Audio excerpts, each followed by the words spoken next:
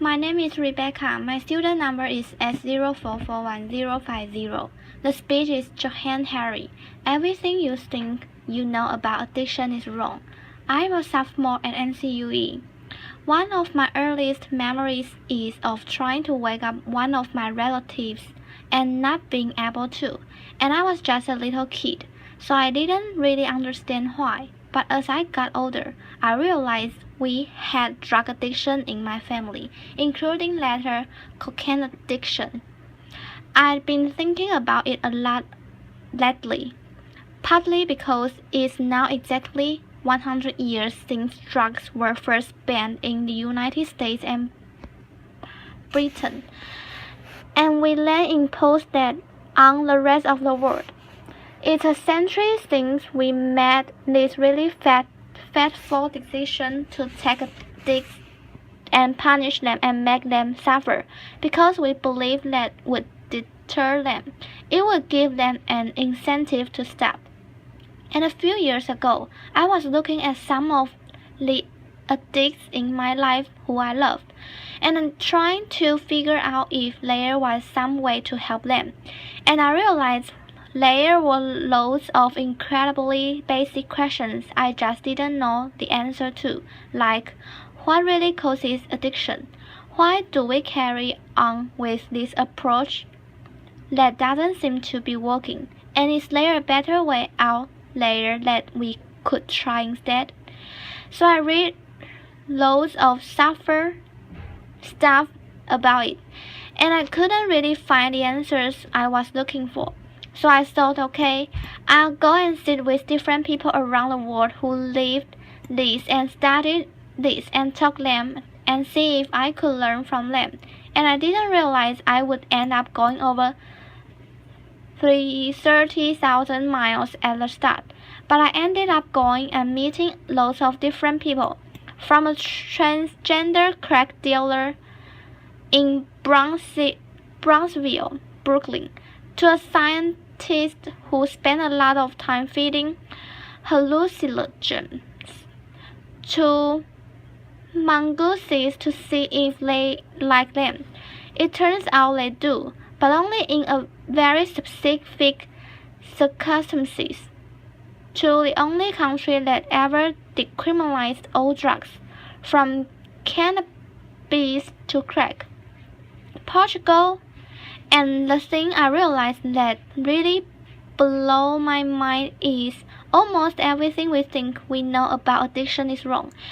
And if we start to absorb the new evidence about addiction, I think we are going to have to change a lot more than our drug policies. But let's start with what we think we know, what I thought I knew. Let's think about this middle row here. Imagine all of you, for 20 days now, went off and used heroin 3 times a day. Some of you look a little more enthusiastic than others at these prospects. Laughter.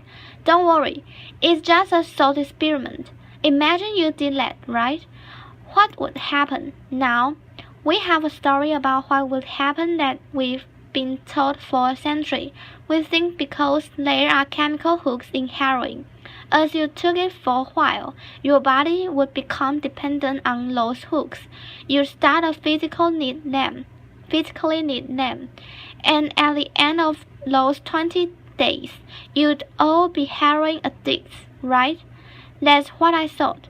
First thing that alerted me to the fact that something's not right with the story is when it was explained to me. If I step out of this TED Talk today and I get hit by a car and break my hip, I'll be taken to hospital and I'll be given lots of diamorphines. It's heroin. It's actually much better heroin that you are going to buy on the street, because the stuff you buy from a drug dealer is contaminated. Actually, very little of it is heroin, whereas the stuff you get from the doctor is medically pure. And you'll be given it for quite a long period of time. There are lots of people in this room. You may not realize it. You've taken quite a lot of heroin. and anyone who is watching this anywhere in the world, this is happening. And if what we believe about addiction is right, those people are exposed to all those chemical hooks. What should happen? They should become addicts. This has been studied really carefully. It doesn't happen. You will have noticed if your grandmother had a hip replacement, she didn't come out as junkie. Laughter. And when I learned this, it seemed so weird to me, so contrary to everything I'd been told, everything I thought I knew. I just thought it couldn't be right until I met a man called Bruce Alexander. He's a professor in psychology in Vancouver who carried out an incredible experiment. I think really helped us to understand this issue. Professor Alexander explained to me the idea of addiction we've all got in our hands. That story comes partly from a series of experiments that were done earlier in the 20th century. They are really simple. You can do them tonight at home if you feel a little statistic. You get a rat and you put it in a cage, and you give it two water bottles. One is just water, and the other is water laced with either heroin or cocaine. If you do that, the rat will almost always prefer to drink water and almost always kill itself quite quickly. So there you go, right? That's how we think it works.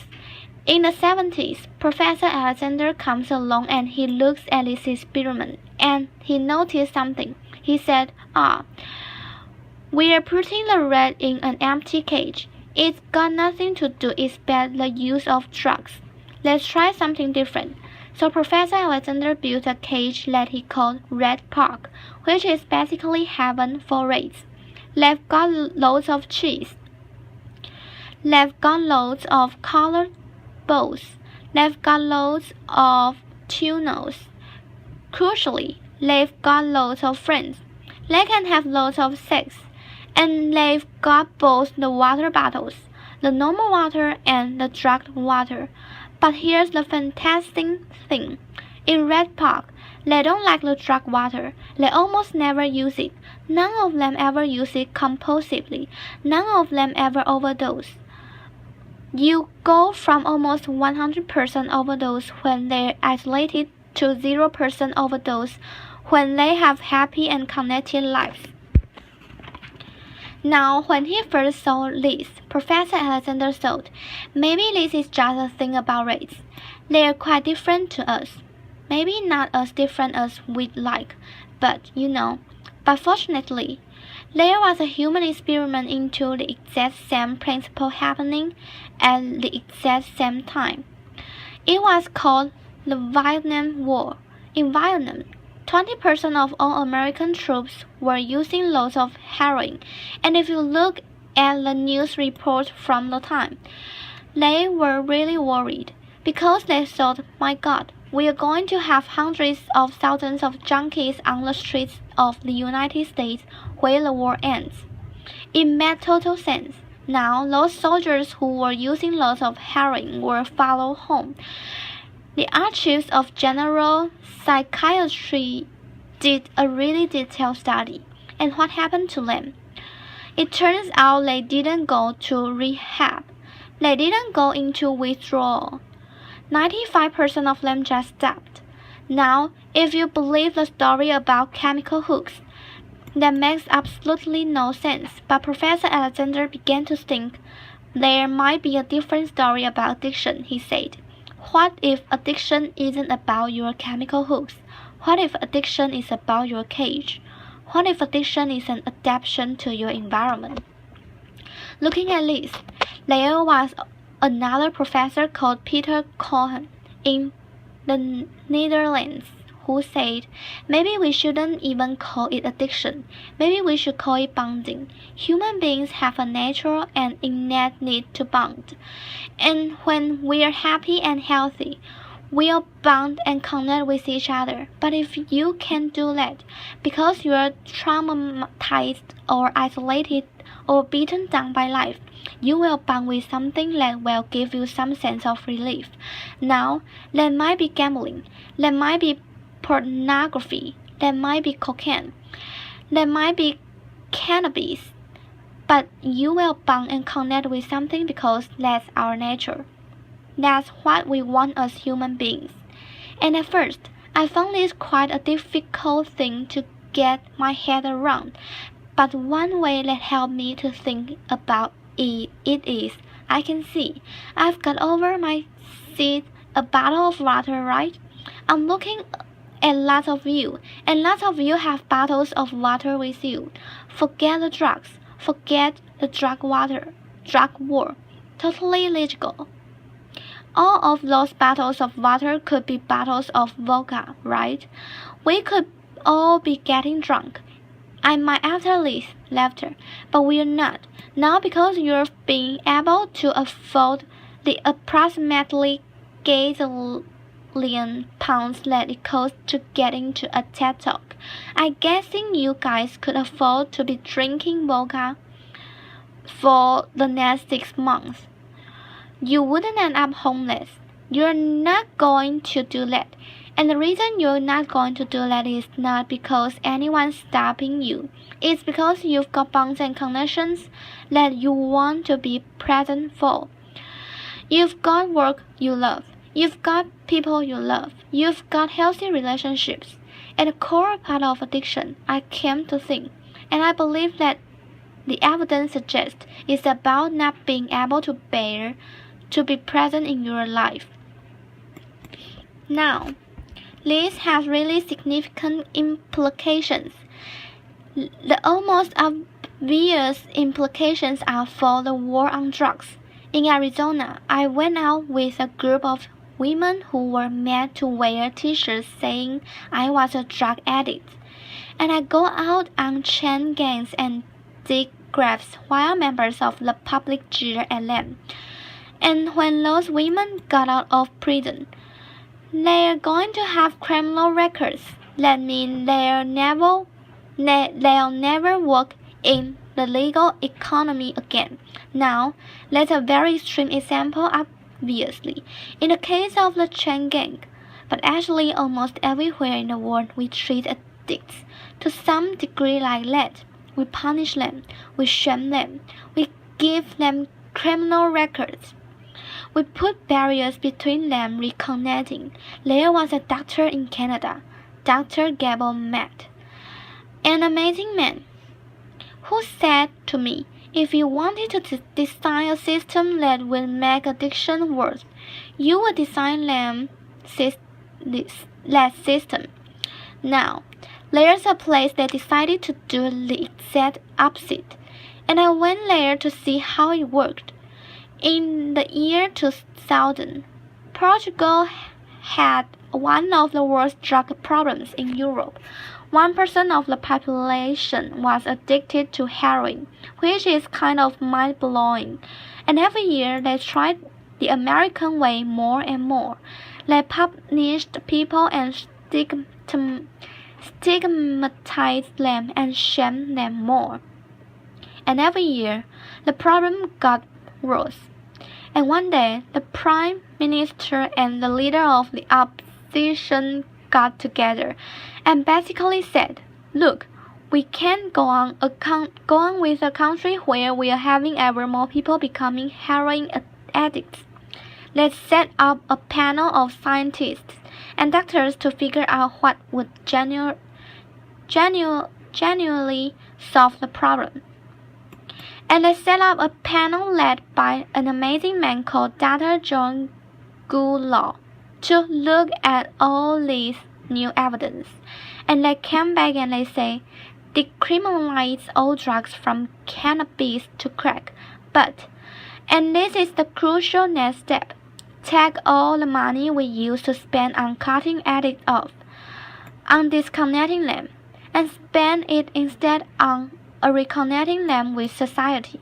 And that's not really what we think of as drug treatment in the United States and Britain. So they do residential rehab. They do physical psychology therapy. That does have some value, but the biggest thing they did was the complete opposite of what we do. A massive problem of job creation for addicts, and microloan for addicts to set up small business. So say you used to be a mechanic. When you're ready, they'll go to a garage, and they'll say, if you employ this guy for a year, we'll pay half his wages. The goal was to make sure that every addict in Portugal had something to get out of bed for in the morning. And when I went and met the addicts in Portugal, what they say is, as they rediscovered purpose, they rediscover the bonds and relationships with the wider society. It'll be 15 years this year since that experiment began, and the results are in. Injecting drug use is down in Portugal, according to the British Journal of Criminology, by 50%, 50%. Overdose is massively down. HIV is massively down among addicts. Addiction is every study is significantly down. One of the ways you know it works so well is that almost nobody in Portugal wants to go back to the old system. Now, that's the political implications. I actually think there's a layer of implications to all this research below that. We live in a culture where people feel really increasingly vulnerable to all sorts of addictions, whether it's to their smartphones or to shopping or to eating. Before these talks began, you guys know this. We were told we weren't allowed to have our smartphones on, and I have to say, a lot of you looked an awful lot like addicts who were told their dealer was going to be unavailable for the next couple of hours. Laughter. A lot of us feel like that, and it might sound weird to say. I've been talking about how disconnection is a major driver of addiction, and weird to say it's growing, because you think we're the most connected society that's been ever been, surely. But I increasingly began to think that the connections we have or we think we have are like a kind of parody of human connection. If you have a crisis in your life, you'll notice something. It won't be your Twitter followers who come to sit with you. It won't be your Facebook friends who help you turn it round. It'll be your flesh and blood friends who you have deep and nuanced and tested face-to-face relationships with. And there's a study I learned about from Bill McBeden, the environmental writer, that I think tells us a lot about this. It looked at the number of close friends the average American believes they can call on in a crisis. That number has been declining steadily since the 1950s. The amount of the floor space an individual has in their home has been steadily increasing, and I think that, like a metaphor for the choice we've made as a culture, we traded floor space for friends. We've traded stuff for connection, and the result is we are one of the longest societies there have ever been. And Bruce Alexander, the guy who did the Red Park experiment, says, we talk all the time in addiction about individual recovery, and it's right to talk about that. But we need to talk much more about social recovery. Something's gone wrong with us, not just with individuals, but as a group. And we've created a society where, for a lot of us, life looks a whole lot more like that isolated cage and a whole lot less like Red Park. If I'm honest, this isn't why I went into it. I didn't go into the discover the political stuff, the social stuff. I wanted to know how to help people I love. And when I came from this long journey and I learned all this. I look at the addicts in my life, and if you're really candid, it's hard loving an addict. And there's going to be lots of people who knows in this room you are angry a lot of the time. And I think one of the reasons why this debate is so charged is because it runs through the heart of each of us, right? Everyone has a bit of lamb that looks at an addict and thinks, I wish someone would just stop you. And the kind of script we're taught for how to deal with the addicts in our lives is typified by, I think, the reality show Intervention. If you guys have ever seen it, I think everything in our lives is defined by reality TV. But that's another TED Talk. If you ever seen the show Intervention, it's a pretty simple premise. Get an addict. All the people in their life, gather them together, confront them with what they're doing, and they say, if you don't shut up, you're going to cut you off.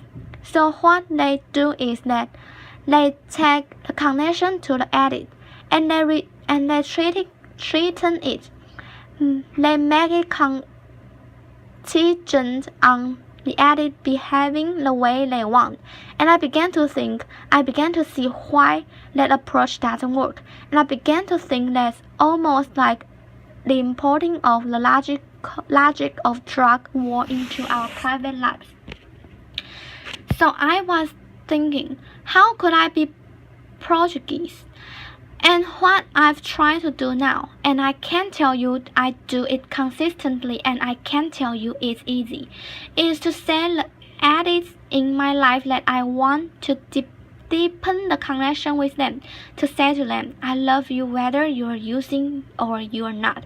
I love you, whatever state you're in. And if you need me, I'll come and sit with you because I love you and I don't want you to be alone or to feel alone. And I think the core of that message, you're not alone, we love you, has to be at every level of how we respond to addicts, socially, politically, and individually. For 100 years now, we've been singing war songs about addicts. I think all along we should have been singing love songs to them, because the opposite of addiction is not sobriety. The opposite of addiction is connection. Thank you. Applause.